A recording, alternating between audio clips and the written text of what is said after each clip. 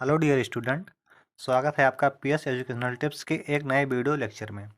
पिछले वीडियो में हम लोगों ने महत्वपूर्ण साड़ियों को देख लिया था। इस वीडियो में हम लोगों हिंदी गद्य साहित्य का इतिहास देखेंगे और इसके इतिहास से संबंधित बहुविकल्पीय प्रश्नों को यहाँ हम देखेंगे। तो चलिए शुरू करते हैं। पहला क्वेश्चन है आपका, हिंदी पद्य साहित्य के इतिहास को विद्वानों ने कितने भागों में वर्गीकृत किया है। तो चलिए ऑप्शन देखते हैं।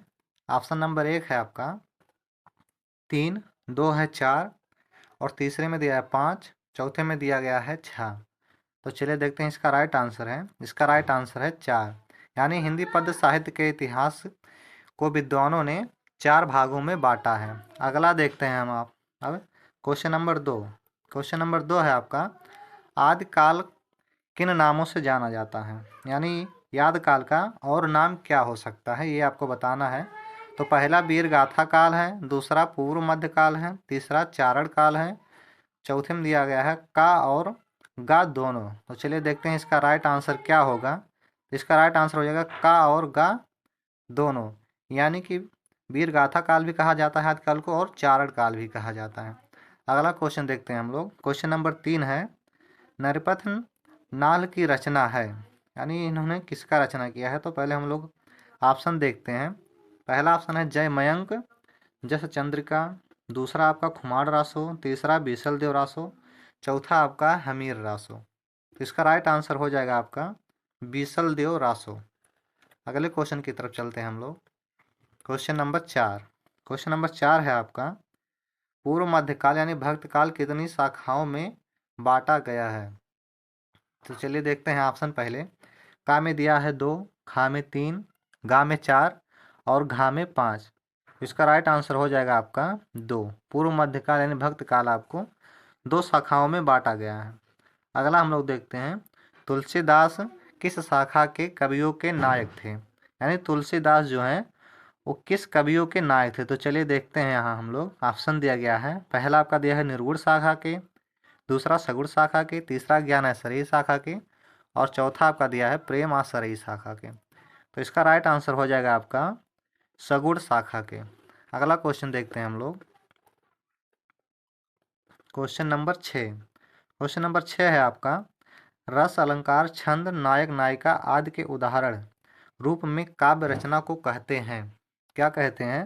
तो चलो देखते हैं, रीत ग्रंथ कहते हैं या सगुण शाखा कहा जाता है या निर्गुण शाखा कहा जाता है या आधुनिक काल कहा जाता है। तो इसका राइट आंसर हो जाएगा रीति ग्रंथ कहा जाता है।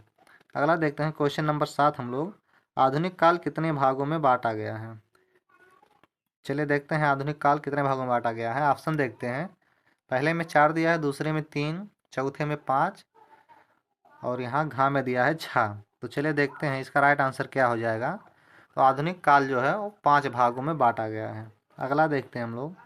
Question number 8। क्वेश्चन नंबर 8 है आपका, आदिकाल की प्रमुख रचना का नाम लिखिए। आदिकाल की प्रमुख रचना क्या है उसका नाम लिखना है। तो चलिए ऑप्शन दिया गया है उसको देखते हैं पहले इसमें से। तो पहला आपका दिया है पृथ्वीराज रासो, दूसरा पद्मावत, तीसरा इंदुमती, चौथा आपका ज्ञानदीप। तो चलिए इसका राइट आंसर देखते हैं। तो इसका राइट आंसर हो जाएगा आपका पृथ्वीराज रासो। अगला क्वेश्चन देखते हैं हम लोग। Question number 9।